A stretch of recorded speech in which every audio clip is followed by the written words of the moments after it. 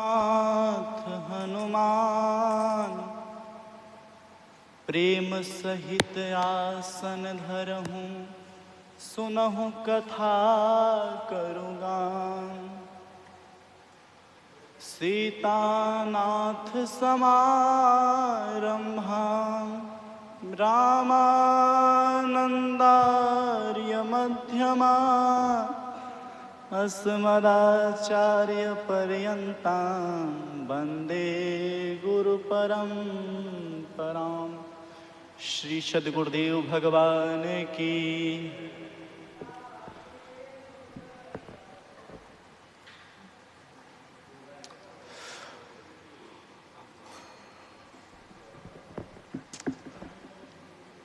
श्री अनंत कोटि ब्रह्मांडों का नायक अकारण करुणा वरुणालय श्री राघवेंद्र सरकार के चरित्रों में हम और आप श्रवण कर रहे हैं।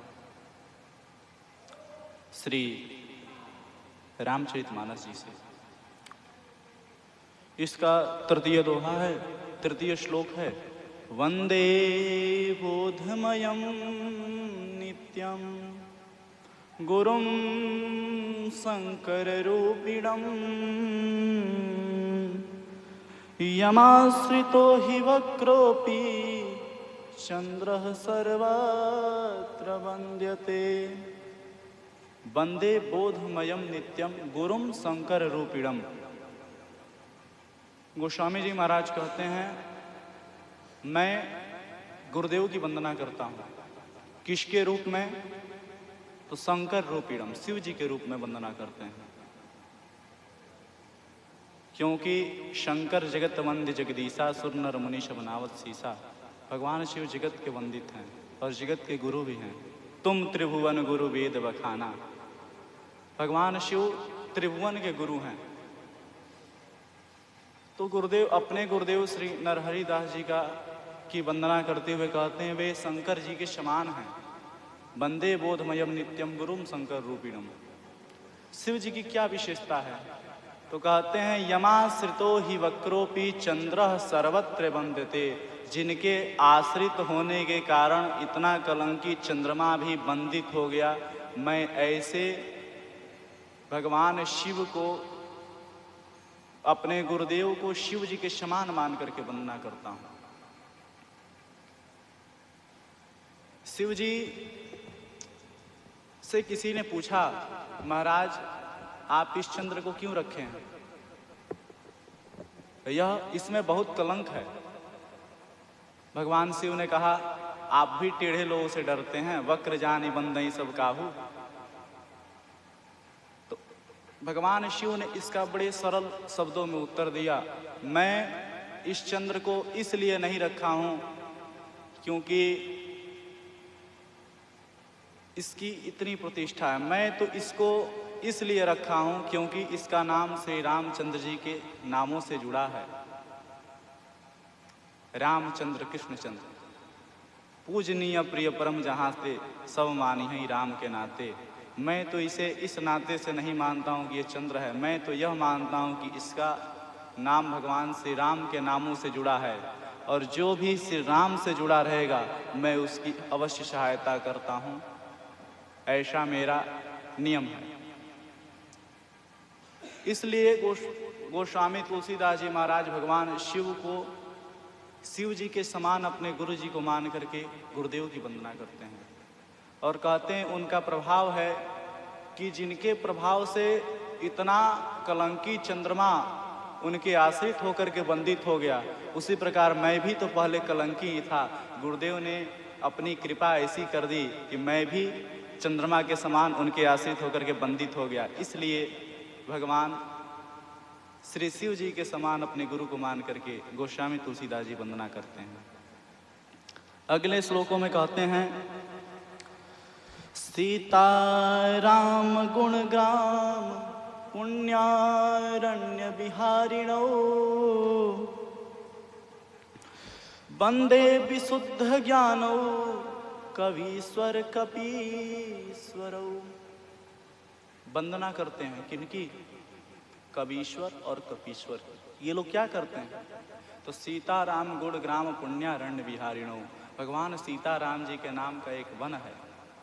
सीताराम जी के गुण ग्राम, गुणों का एक वन है, जिसमें ये लोग क्या करते हैं, सीताराम गुण ग्राम पुण्यारण्य विहार, वो पुण्य का अरण्य है, उसमें ये लोग विहार करते हैं, घूमते हैं।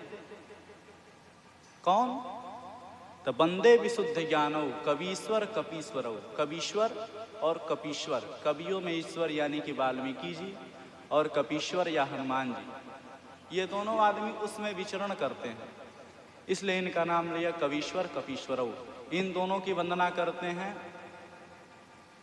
ये लोग सीताराम जी के गुण ग्राम रूपी वन में ये लोग विहार करते हैं। तो ये लोग क्या हैं वन में? तो वाल्मीकि जी के लिए कहा गया वंदे वाल्मीकि कोकिलम, वाल्मीकि जी उस वन के कोयल हैं। और हनुमान जी को कहा गया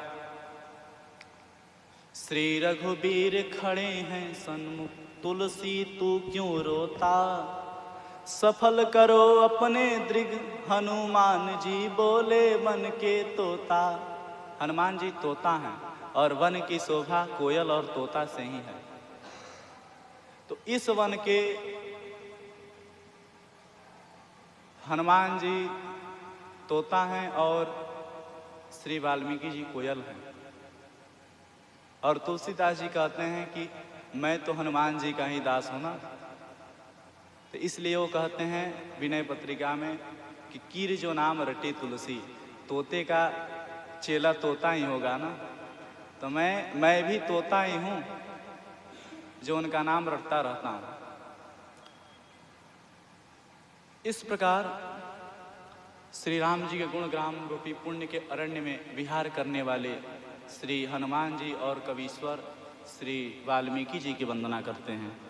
आगे कहते हैं उद्भव स्थिति संहार कारिणीं, क्लेश हारिणीं सर्वस्येय करीं सीतां, न तो हम राम वल्लभाम। उद्भव स्थिति और संहार की जो कारिणी है, जो क्लेश हारिणी है, क्लेश को हरण करने वाली है, जो सर्वस्व, जो यश देने वाली हैं, ऐसी सीता जी की वंदना करते हैं। किसी ने पूछा कि आप किसकी वंदना करते हैं? जो उद्भव स्थिति संहार, सृष्टि पालन संहार करने वाली हैं, यश देने वाली हैं, उन सीता जी को प्रणाम कर रहे हैं आप। तुलसीदास जी कहते हैं नहीं, मैं उन सीता जी को प्रणाम कर रहा हूं, न तो हम राम वल्लभाम, जो राम जी की प्रिया हैं और पूजनीय प्रिय परम जहाँ ते सब मानी है राम के नाते। जो भी पूजनीय होता है उसे राम जी के समान ही मानना चाहिए। और मान क्या नाता, बस मान लो पिता से रामचंद्र जी, श्री जानकी माता, इसी नाम की बहती गंगा में डुबकी लगाए जा, सीताराम सीताराम सीताराम गाए जा। श्री सीता जी को प्रणाम इस नाते से नहीं करते हैं क्योंकि वो यश देती हैं, वो उद्भव स्थिति संहार क्लेश हारिणी है, क्लेश को हरण करती है। किसी ने पूछा ये सब तो देवताओं का काम है, शंकर जी का काम है संहार करना, विष्णु जी का कार्य है पालन करना, तो ये सीता जी में क्यों जोड़ रहे हैं?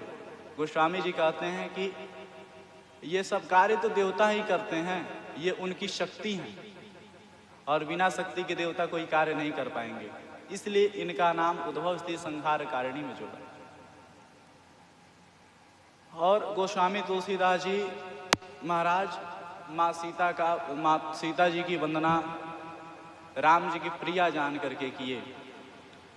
और आगे श्लोकों में कहते हैं यन्माया बसवर्ति विश्वमखिलम ब्रह्मादि देवासुरा, यत्सत्त्वाद्रिमिषैव भाति सकलम रज्जौ यथा हेर्भ्रमः, यत्पादप्लवमेकमेवै भाम्भोधे स्थितिर्षावतां, वन्देऽहं तमशेष कारण परम रामाख्यमीशं हरिं।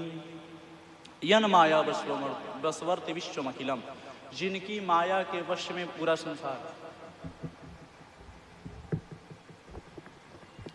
जिनकी माया के वश में पूरा संसार है,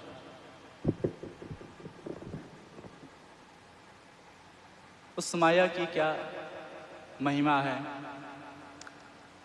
गोस्वामी तुलसीदास जी कहते हैं कि ये माया बड़ी विलक्षण है, ये पूरे जगत को नचाए रहती है। सब जग को रही नचाए, हरि माया जादूगरनी, अति अद्भुत खेल दिखाए, हरि माया जादूगरनी। यह जो माया है ना, यह बड़ी अद्भुत है, ये सबको नचाते रहती है। गोस्वामी तुलसीदास जी महाराज कहते हैं कि जिनके माया के वश में पूरा संसार है और उसकी निवृत्ति उन्हीं से हो सकती है जिनकी माया है। भगवान के पास जो भक्त जाता है तो भगवान उससे पूछते हैं माया लोगे कि भक्ति लोगे। भक्त उनसे पूछता है कि इसमें अंतर क्या है, तो भगवान कहते हैं कि यदि तुम्हें नाचना है तो माया ले जाओ, यदि मुझे नचाना है तो भक्ति ले जाओ। और ये दोनों ही भगवान के पास होती है, माया भी भक्ति भी। तो भक्त भगवान को नचाना हो तो भक्ति ले जाओ, यदि खुद नाचना हो तो माया ले जाओ। जीव जिसके बस में होकर के नाचे वह माया है, और भगवान जिसके बस में नाचे वह भक्ति है। इसी के साथ अपनी वाणी को विराम देते हुए जय सीताराम।